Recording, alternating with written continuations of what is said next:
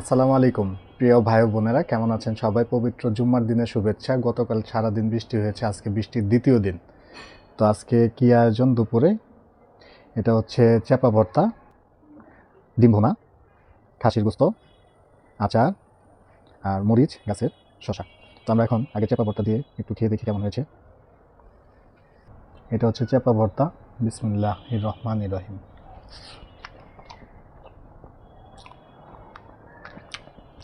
মাশাআল্লাহ, চাপা ভর্তা তো খিচুড়ি দিয়ে অনেক মজা।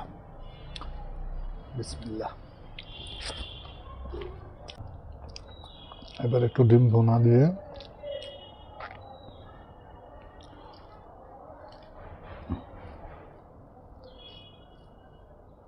বিসমিল্লাহ।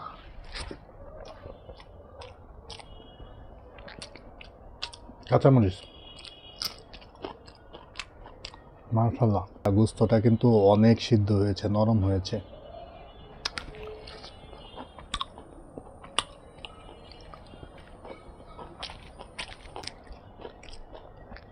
একবারে নরম হয়েছে।